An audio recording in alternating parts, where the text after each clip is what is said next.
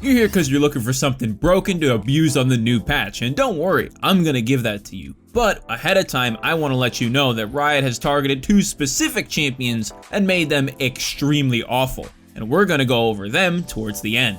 There's no time to waste, so smash those like and sub buttons out of the way because they're blocking us, and let's jump right in. The first thing that's absolutely broken on the patch and that you need to use is the champ select reporting feature, and I am actually not joking here, guys. It sounds kind of weird to say, but really, this is one of the best tools that we've gotten from Riot in a long time, and we as players need to use it. Hashtag save league and all that other good stuff is great, but this is something that we can actually do in every single game that we play to get rid of the people who are trolling and making the game worse. I want you to share in the comments the last time that you actually got AFK'd or trolled by somebody. How long ago was that? If you're having problems every week, is that really a problem, or is that like a new norm? It's so messed up. Hopefully this is exactly what we need as a community in order to have better games. So let's look forward to games without AFKers, griefers, and intentional feeders together. Champ select reporting is nice, but that's not something that's going to help you win a game. So what does? Well, the answer is Nunu is incredibly strong right now. He's pretty damn good, and with the buffs he's getting on this patch, it just makes him more flexible. If he can build AP, that's great, it's now buffed. If you can build off tank, it's actually even stronger than it was before because of the AP ratio buffs to his Q and his R, and tank Nunu is just as strong, there's no nerfing. So it's only a buff, and it's a buff in 2 different ways that also kinda in a third way makes him more flexible. If you can abuse Nunu in your games, you're gonna be way better off. Being able to switch things up right in the middle of the game or as you're going into it with the runes and the items that you plan on building means that you're gonna be able to win against a greater variety of team comps and enemy champions. Let me spin you a direct example that you can use in your games right now.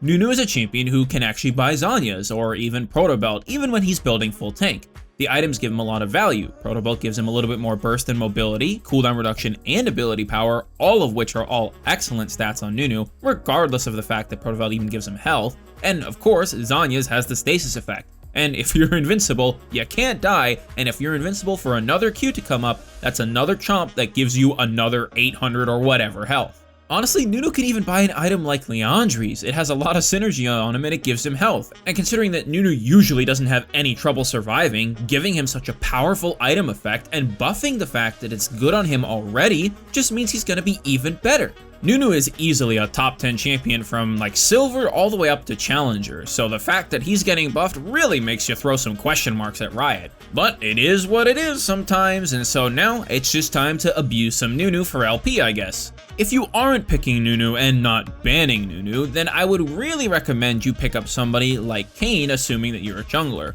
Ideally, you want to be fighting Nunu with somebody who can match his healing and damage. For jungle, Kayn is a good pick because once you hit your red form in Rost, you have a ton of percentage health damage, good CC, the ability to hide inside Nunu and heal even more, and of course, high healing. In general though, Nunu is very weak against long-range skill shots that have CC, because anytime he tries to get a snowball engage, it's pretty obvious which way he's moving, and all you need to do is hit him once, and then all of a sudden the engage stops and he can't do anything. The very last thing you could do is pick somebody who's just so beefy, he doesn't have to care about anything that Nunu does. A great example would be Maokai. If Maokai gets snowballed on by a Nunu, he just kind of says, thanks bud, I guess. Maokai's just too tanky, has too much healing, and has too much CC to really care about anything that Nunu can do. Now that you have a grasp of what Nunu is bringing on this patch with his new buffs and how to play against it, let's move on and cover Nocturne, who's getting a buff that might seem pretty small. But actually, it's one of the largest buffs on this patch, if not the largest buff. That's because it has 2 parts and one that you're definitely underrating way too much. Nocturne's passive now gives him extra cooldown reduction when he's hitting monsters instead of just champions. But on top of that, Riot also bug fixed his passive because before, the cooldown reduction wasn't working properly all the time, and sometimes he wasn't getting enough passive procs off. On its own, just looking at it face value, the bug fix heavily buffs lane Nocturne in scenarios where he was weaker before, because the more he has his passive up, the more healing he can do, and the more damage he can do. Now, I'm a bit of a sweaty number gamer, so I know for a fact that Nocturne's passive heals him for 15 health for each target he hits on his passive. In lane, if you're doing it against a champion and a few minions, you're looking at 60 or maybe even more health. and that can happen up to 2 times as fast now. The cooldown is fixed at 10 seconds, but each basic attack reduces it by 1, and each basic attack against champions reduces it by 2, as well as monsters by 2. We already know that Lane Nocturne likes this because he has more consistent healing and higher damage. But for Jungle Nocturne, what does this mean? What does this do for you, the man who's trying to be your enemy's worst nightmare? Well, the answer is that it actually turns you into a turbo farming machine, which is exactly what Nocturne wants to be. You are getting double the cooldown reduction of what you got before. Nocturne only has 2 ways to do damage in an AoE, his passive and his Q. Now that the passive is getting double the cooldown reduction in the jungle the entire time you're hitting any monster camp, you could see what this might be doing now. Nocturne's empowered passive basic attack does 120% of the normal damage to the primary target, as well as that same damage to everybody else. So, you're clearing red buff faster, you're clearing Krugs faster, and obliterating all the tiny Krugs and medium Krugs faster, you're killing raptors faster, you're killing wolves faster, and if I keep going, we'll be here for a little bit of time because there's a couple more jungle camps, but you get the idea. It doesn't matter what you're fighting, you're clearing it faster, and you're clearing it healthier. And when you take Nocturne, who's got a super heavy level 6 spike, with his signature ability of Paranoia darkening the entire rift, when you make this sort of champion hit level 6 faster, you are way stronger than you were before. And you remember what we talked about earlier about him being stronger in lane 2 because he has more cooldown reduction to do more damage? Well, that still applies in any fight that Jungle Nocturne takes. What do you think, you're just gonna not hit champions the entire game? No, of course not. Anytime you take a fight, you are also benefiting from the bug-fixed cooldown reduction.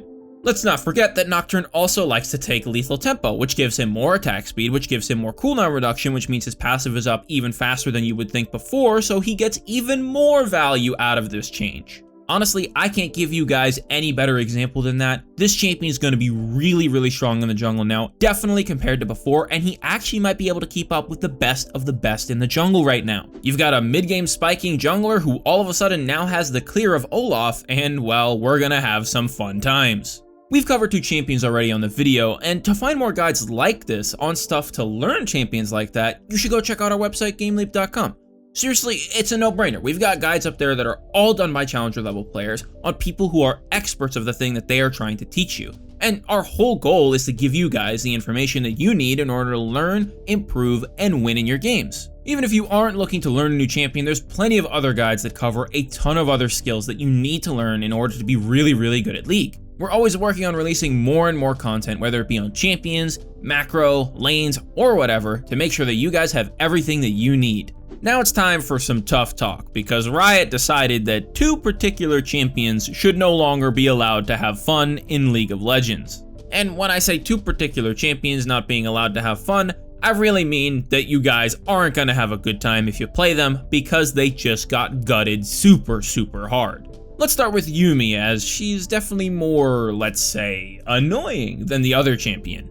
For a while now, Yuumi has been an incredibly annoying champion to play against. She has super high healing, and she can make somebody feel almost invincible if you aren't playing basically perfectly. Her drawbacks was that she had a weak early game, and that she didn't really have an ability to soak a lot of damage for people. She just made somebody into basically a sponge. But even sponges can get crushed if you're smashing them with a hydraulic press. You needed to have really hard engage, and then it would just be too much that the Yuumi wouldn't be able to do enough to keep somebody alive unless she was already really fed, or the person she was protecting was really fed. Yuumi had mana problems in the early game because her costs were so high, and so all she had to do was buy a bunch of mana and some mana regen, and then she would end up being okay, as her cooldowns were long enough. Now though, Riot Games has taken a look at all of you Yuumi players and said, no, none of that. Everything you've been doing is now illegal. Have a good day. Riot tacked on a 15% maximum mana cost to Yuumi's E. Just let that sink in. And keep in mind, it still has a base cost as well. So it's not like it's just, 15%. No, it's like 40 to 60 plus 15%. That is so much mana that no matter how much you have, you are always going to be limited to roughly 7 E's in a row before you run out of mana. And that's just on your E. You have other abilities too, like a Q and R, even though people don't like to think so because generally Yuumi can just sit on somebody and not really play the game. You still do have to press buttons and spend mana elsewhere, This makes Yuumi bad at so many more things, it completely cripples the champion. I have no doubt in my mind that this is one of the worst things that you could try to play right now. Please do yourself a favor. If you one-trick Yuumi, maybe, give it a try, see how it feels. It's not gonna be great, but if you're thinking of learning her, just don't even do it. Yuumi, because of this, is now weak to long-range poke. However, she's also weak to repeat engage, and she's also weak to champions who are extremely tanky. The first two probably make sense, but the last one might have you scratching your head, and I'll explain.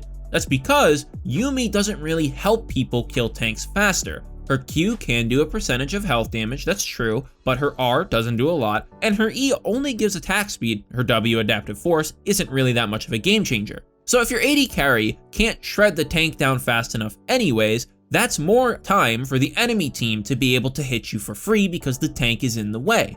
And since the tank is still in the way and Yuumi has to heal her AD carry the whole time they survive, well, you could see why it'd be a problem when she starts running out of mana after 7 E's. And Yuumi still retains her weakness to extreme hard engage, where she can't mitigate damage, she can only heal it back after it's been done. And if your AD carry happens to be absolutely one-shot, well then, that sounds like an FF go next. So Yuumi's absolutely destroyed, and you probably shouldn't play her unless you're a Yuumi one-trick, and even then, you might want to consider switching. But the other champion who got absolutely demolished was Ornn. I've played Ornn, I've played against Ornn, I've made Ornn guides. I know a lot about the champion, at least I like to think, and you guys probably do too. It's not like this information is secret, right? But something that's very strong about Ornn is how he plays the early lane, where if you happen to be getting your face smashed, you could simply back up, spend 400 gold, and buy a ruby crystal. Congratulations, you have 150 more health now. And you still have the increased max health. So you don't really feel any effects in the lane of the poke over time. As long as you aren't getting your entire health bar deleted right away, you always have an opportunity to buy more and sustain.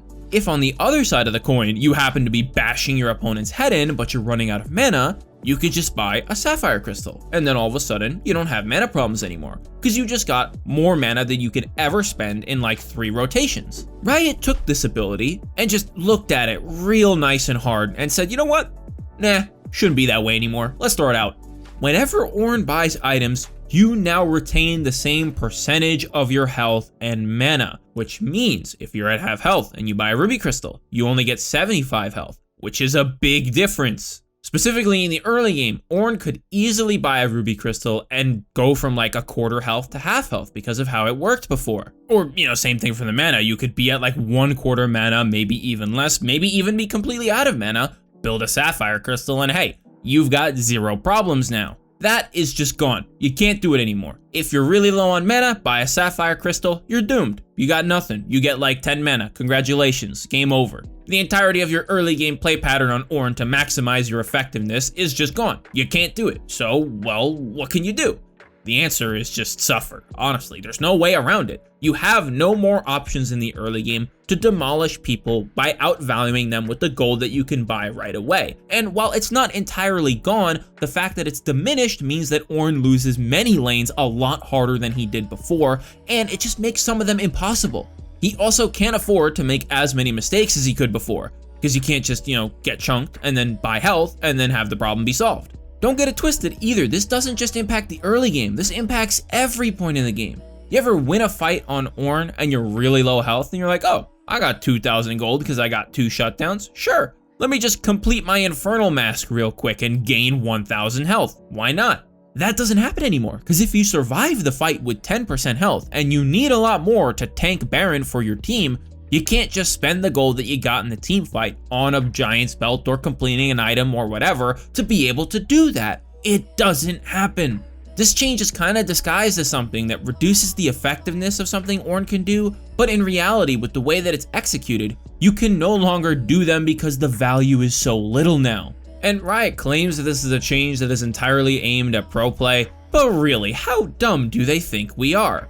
Do they feel like people in silver and gold can't click on a shop item and buy a ruby crystal in the early game and realize it gives them health? Like, come on, man. This is gonna have a huge impact on Ornn across all ranks, and it's not gonna be a good one. That's a couple broken things on the patch, as well as 2 champions that you really want to avoid when the next patch drops. Be careful on patch 10.13. To find guides on everything League related, make sure you go check out our website GameLeap.com, and when I say that, it's the easiest thing in the world to recommend for me, because we have guides that are all done by challenger level players on a wide array of topics, from everything on every single skill level that you need to know in order to win your games.